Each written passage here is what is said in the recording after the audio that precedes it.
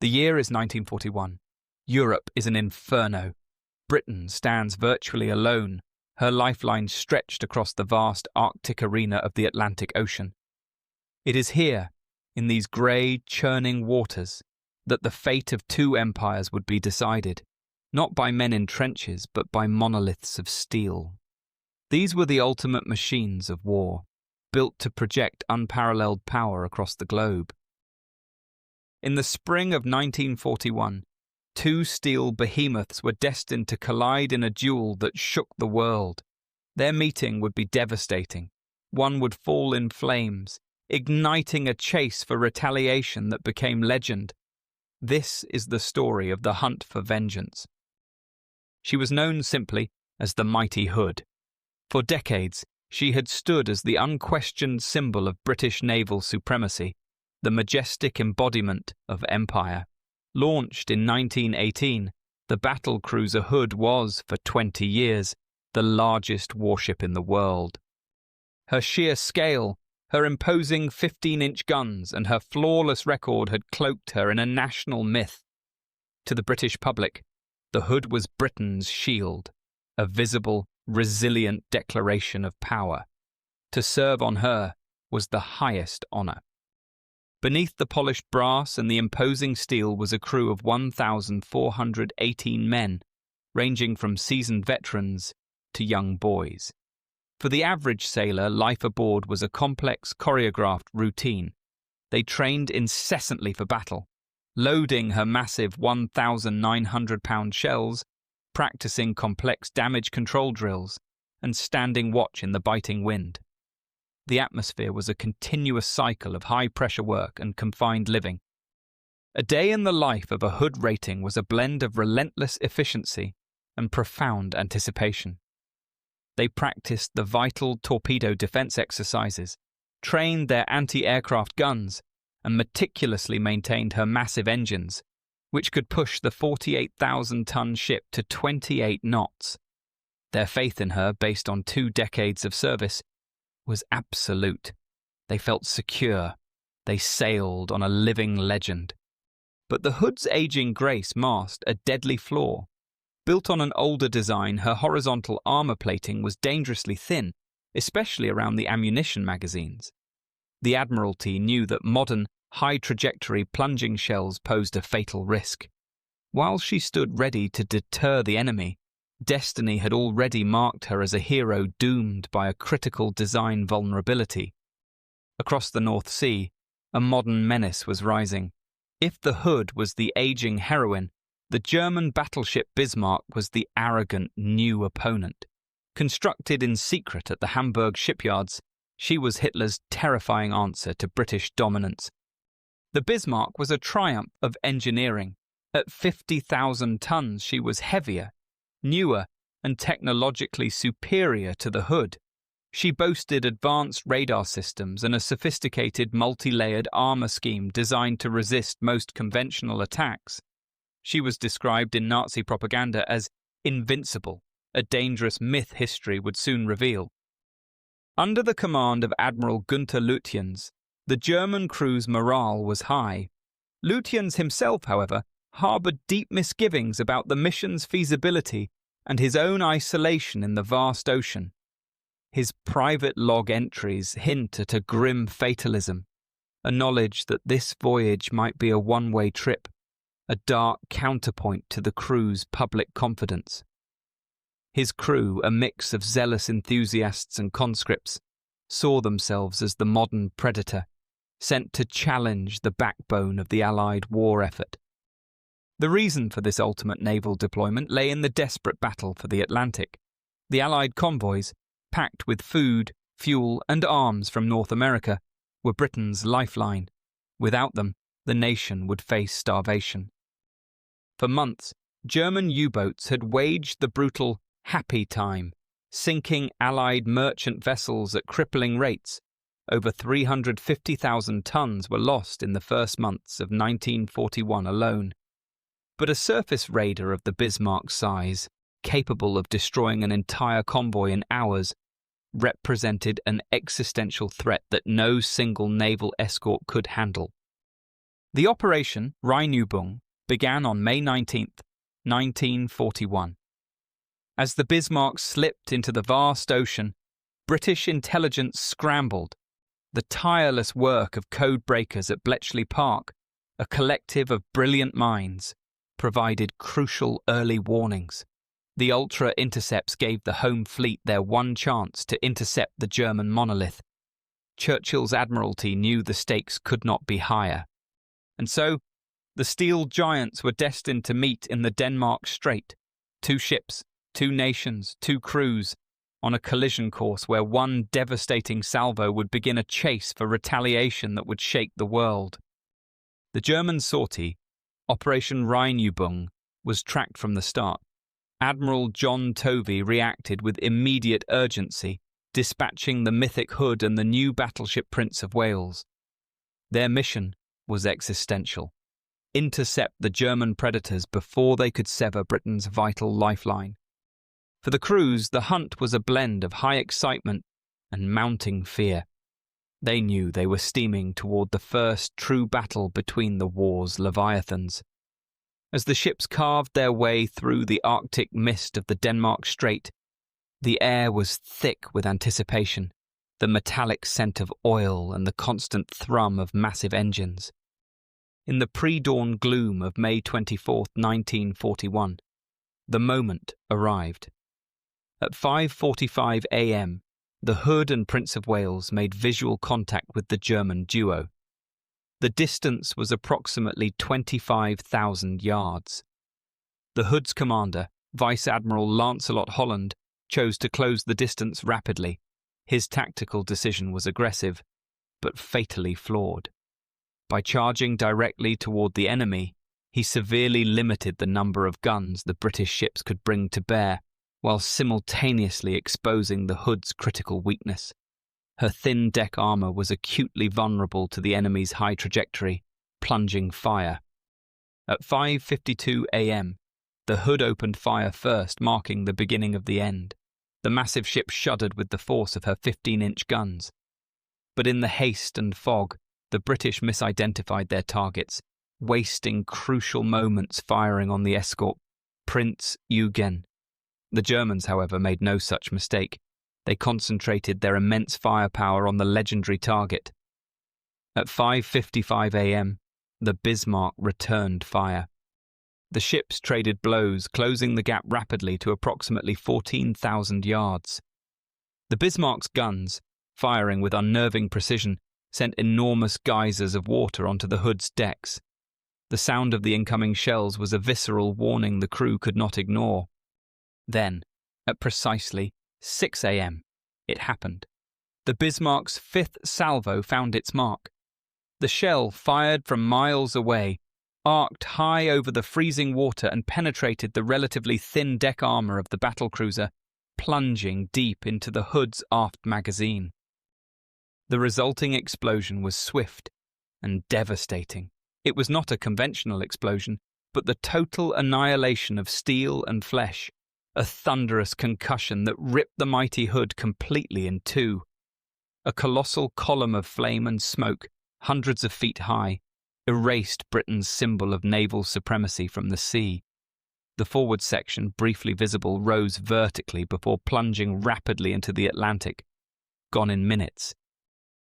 Of the 1,418 men aboard, only 3 survived. One of them, ordinary seaman Ted Briggs, who was on the compass platform, recalled the moment of impact and explosion as a huge sheet of flame. Thrown into the Arctic water, he spent 3 agonizing hours clinging to a piece of debris, a bewildered, traumatized witness to the utter destruction of a ship everyone believed was resilient. For the few men who survived, the terror of the moment was instantly replaced by the unnatural, hollow silence of the open sea. The Prince of Wales was forced to withdraw under heavy fire, narrowly avoiding collisions with the wreckage. Critically, however, she scored 3 confirmed hits on the Bismarck. One shell caused minor flooding, another damaged a boiler room, slightly reducing the German ship's speed, and the most vital hit caused flooding in the forecastle, contaminating crucial fuel tanks. This damage, though not immediately disabling, crippled the Bismarck's operational range and forced Admiral Lutyens to seek repairs. The news reached London with the force of a physical blow. The loss of the Hood, the ultimate symbol of British naval pride, was a national humiliation. Winston Churchill was enraged. The message he sent to the Admiralty was short, cold, and absolute, echoing across the command centres. Sink the Bismarck or come home on foot if necessary. The loss of the Hood galvanised the Royal Navy. It was not just a military setback, it felt like a personal tragedy, transforming duty into a desperate, furious retaliation. The sheer emotional weight of vengeance now drove every man in the mobilised armada. With the Hood gone, the hunter had become the hunted. The Royal Navy turned the vast Atlantic into a deadly, inevitable game of cat and mouse. The destruction of the Hood transformed the Royal Navy's directive. The public shame and private fury of the Admiralty triggered an immediate vast military manhunt across the North Atlantic. This was an unprecedented mobilization. 2 battleships, 1 battlecruiser, 2 aircraft carriers, 10 cruisers, and a swarm of destroyers were all directed toward a single, damaged target. This was not a standard operation. It was a desperate, all-consuming search for retaliation. Admiral Tovey commanded the home fleet reinforcements from his flagship, the colossal battleship King George V. From the south, Force H steamed at high speed out of Gibraltar, led by the aircraft carrier Ark Royal. Aboard the Bismarck, Admiral Lutyens knew he was the target of an entire nation's vengeance. He attempted desperate evasive manoeuvres, briefly achieving radio silence in the hopes of simply vanishing into the vast ocean. For a terrifying 24 hours, the Bismarck disappeared, a haunting ghost of steel. The silence on the British side was maddening. The fear that the monolith would reach the Atlantic trade lanes was suffocating. But Lutyens broke his own operational silence with a long, unnecessary radio transmission intended for German High Command. That single message, meant to assure them of his progress, gave British intelligence the critical bearing they needed. The ultra-intercepts confirmed the German ship's position and her intent to reach Brest for repairs. The British net tightened. Throughout May 24th and 25th, the pursuit was a tense psychological thriller played out in the fog and spray. British planes hunted relentlessly in foul Arctic weather. The first attempt to slow the behemoth came from the aircraft carrier Victorious. Launched in treacherous conditions, her squadron of slow, obsolete Swordfish torpedo bombers, nicknamed string bags, pressed their attack. Flying in a maelstrom of sleet and gale-force winds, the pilots pushed their fragile aircraft to the limit. They faced intense anti-aircraft fire and the terrible weather. The results were disheartening. They scored only 1 minor hit amidships. The fierce weather meant many torpedoes missed entirely or failed to arm correctly due to the enormous waves, highlighting the extreme difficulty of attacking a modern, resilient battleship with such aircraft. The chase continued, marked by near misses and rising dread. The Bismarck then executed a brilliant evasive manoeuvre, circling back behind her pursuers, the cruisers Suffolk and Norfolk, and momentarily shaking them off her tail. The metallic tang of fear hung heavy in the air on the British ships. On the German vessel, the psychological toll was mounting. The fuel leak from the Prince of Wales' earlier hit was worsening. Lutyens rerouted the ship toward occupied France, an acknowledgement that their war cruise was effectively over. Crew diaries recovered later spoke of intense homesickness and the terrifying realization that their voyage was a one-way trip. Then, at the point of deepest British despair, came the breakthrough. A British Catalina reconnaissance aircraft, flown by Ensign Leonard Smith of the then neutral US Navy, spotted her. This crucial sighting, facilitated by shared intelligence, instantly injected hope back into the British pursuit. The hunt was back on, fueled by renewed determination. The chase highlighted the precarious balance of naval technology in 1941. While the Bismarck boasted advanced radar, the British combined technology with sheer human tenacity. The role of the British destroyers under the command of Captain Philip Vian was critical. As the massive capital ships struggled to close the distance, Vian's small, outgunned force performed a heroic and terrifying task. They shadowed the crippled battleship through the darkness and into the heart of a violent storm.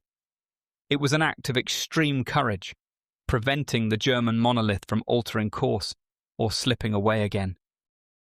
Throughout the night of May 26, Vian's destroyers, including the Polish-manned ORP Piorun, maintained contact.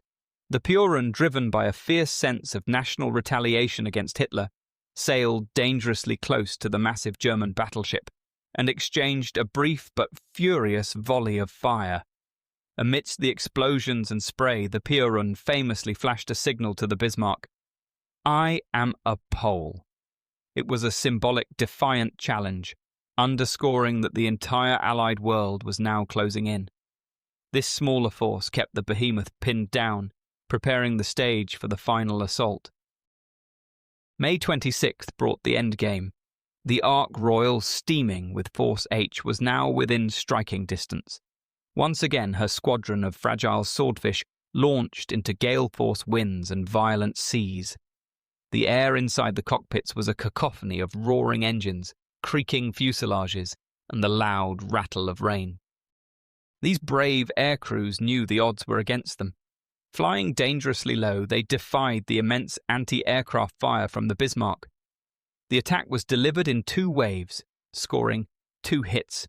The first hit amidships caused minor internal flooding, but the second, definitive strike delivered the devastating blow. A torpedo struck the Bismarck's stern, exploding near the propellers and permanently jamming the steering mechanism, locking her rudders at 12 degrees to port. The German superweapon, resilient in armour and firepower, was now paralysed, doomed to steam in hopeless circles. Admiral Lutyens understood the absolute finality. His final despairing signal to Hitler read, "Ship unmanoeuvrable. We will fight to the last shell. Long live the Führer." The ghost of the Hood had delivered its final decisive blow. That night became a nightmare for the German crew. They worked desperately in the deafening, flooded stern compartments, attempting vainly to repair the damaged rudder. Isolated and knowing their fate, morale plummeted. Crew diaries reflect the sheer mental and physical exhaustion of battling the waves and the damage. The psychological toll of being a helpless, immobile target in the vast Arctic Ocean was immense. The British ships closed in. Destroyer attacks continued to harass the crippled battleship through the darkness, their movements illuminated by star shells and the violent rhythmic flashes of their own gunfire. Sonar pings echoed across the water, the relentless sound of the closing net. As dawn broke on May 27th, the last act of vengeance was at hand. As the sun broke over the Atlantic on May 27, 1941, the scene was one of terrible finality. The crippled German warship, unable to steer and listing heavily, was a stationary target. Around her gathered the most powerful battleships of the Royal Navy, Rodney and King George V, supported by the heavy cruisers, Norfolk and Dorsetshire. The time for the chase was over. The moment for retaliation had arrived. The British commanders ensured their approach was meticulous. This was not a chaotic brawl, but a controlled execution. They planned to close the distance quickly to utilize their heavy shells' flatter trajectories, maximizing the energy delivered to the Bismarck's side armor, which they knew was her most resilient feature. The final morning assault began at 8:43 a.m. The British ships opened fire, pounding the Bismarck from an initial range of approximately 23,000 yards. The battleship Rodney, in particular, began a merciless, sustained bombardment, firing broadside after broadside. The British gunners, fueled by the memory of the mighty Hood, fired with cold, clinical precision.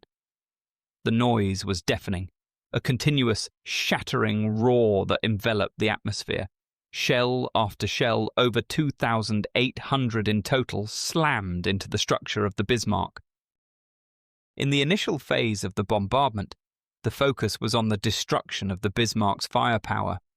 Within the first 40 minutes, her main gun turrets were systematically destroyed. Turrets Anton and Bruno were taken out first, followed shortly by Caesar and Dora. The German ship could no longer fire back. She was utterly silenced, reduced to a helpless hulk facing an overwhelming onslaught. The barrage then shifted to the annihilation of the superstructure, tearing through the command and control centers. The superstructure was annihilated. The ship burned like a towering pyre on the water.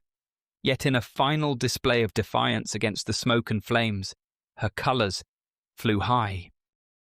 The German crew, trapped in this inferno, fought valiantly to control the raging fires, but the ship was structurally wrecked. Below deck, Admiral Lutyens and his remaining officers had issued the order to set scuttling charges, a final, desperate act to ensure the British would not capture their prized behemoth. The ship, though ruined, refused to sink.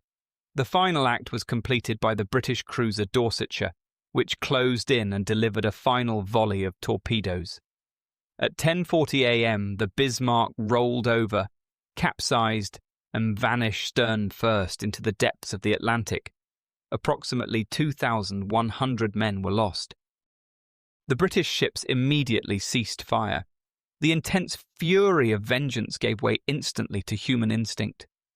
Despite the very real and immediate threat of German U-boat attacks in the area, the rescue efforts began.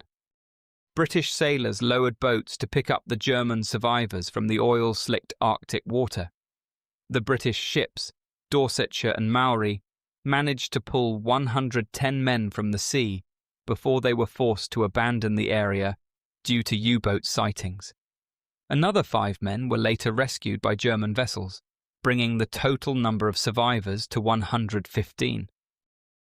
In the chaos of the rescue, a shared respect emerged amid the horror. The immediate switch from mortal enemies to shared victims of the Atlantic's cruelty was immensely powerful. German prisoners of war later recalled the unexpected kindness of their captors. Baron Burkhard von Müllenheim-Rechberg, the highest-ranking survivor, reflected on the immense bravery displayed by both sides, the cold duty of the British, and the unwavering loyalty of the German crew. The Hood was avenged, but the triumph was bittersweet. The sinking of the Bismarck came at an immense human cost, a stark final reminder of the essential futility of war. The sinking of the Bismarck was an unparalleled, immediate victory for the Allies, one that instantly boosted morale across Britain and the free world. It removed an existential threat and fundamentally curtailed the German Navy's ability to conduct large-scale surface raids. The event served as a critical psychological victory for the Allies, demonstrating that even the most powerful, resilient weapons created by the enemy could be defeated. The episode also marked a definitive, irreversible shift in naval warfare. The age of the massive battleship, the mighty surface combatant, was drawing to a close. The fact that the ultimate damage was inflicted by the tiny, fragile Swordfish from the carrier Ark Royal proved decisively that naval dominance now belonged to air power. This lesson would shape the future of naval strategy, setting the stage for the dominance of the aircraft carrier in the Pacific and globally. Today, the wrecks of both ships rest far below the surface of the Atlantic.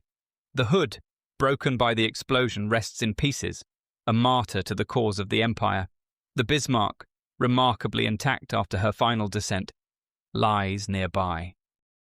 They serve as solemn memorials to the thousands of young men lost, testaments to bravery, technology, and strategic mistakes. The lesson remains etched in the steel and the silence, that even the most powerful monoliths created by man are fragile against the forces of war and the sea. In the depths of the Atlantic, two legends rest, foes in life, united in eternity.